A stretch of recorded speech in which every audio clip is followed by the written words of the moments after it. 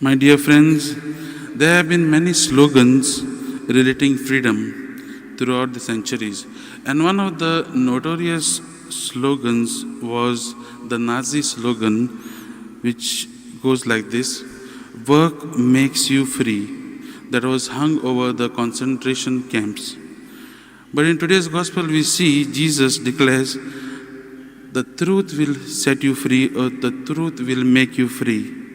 A little later in the Gospel of John, we see Jesus declaring himself, "I am the truth." In other words, Jesus is telling us that he is the source of freedom. He is the source where we will all be free from everything. If the Son makes you free, you will be free indeed. This is what we heard in the Gospel.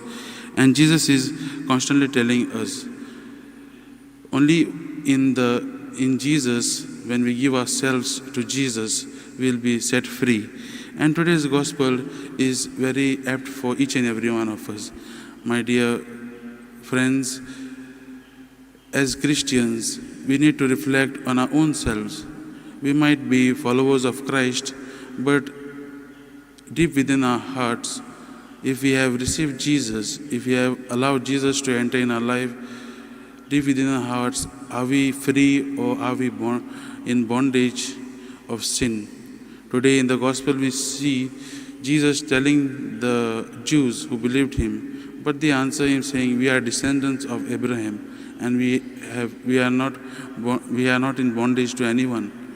But Jesus says, anyone who has sinned is a slave to sin, and only Jesus can remove these shackles and make you free. This happens only when we give ourselves to Jesus, and when Jesus will pour the Holy Spirit in us.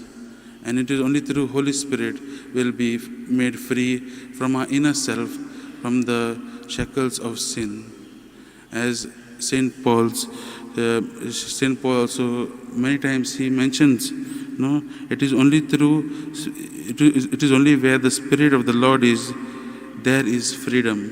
He mentions it in the second letter to the Corinthians. And this Spirit, and later on he says also, love is the primary fruit of the Spirit.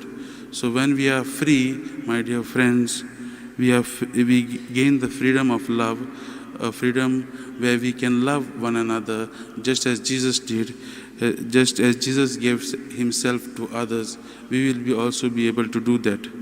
And for this, we need to put ourselves fully into the hands of Jesus.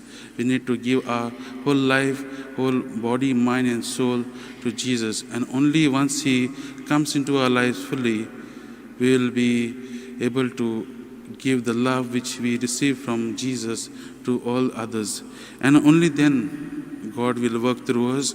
Only then we will be able to give God to whomever we come in contact with.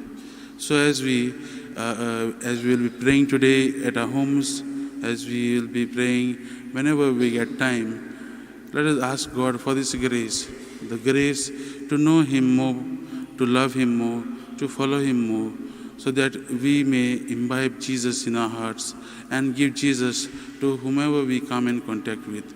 So for this grace, let us pray for this in this Eucharistic celebration.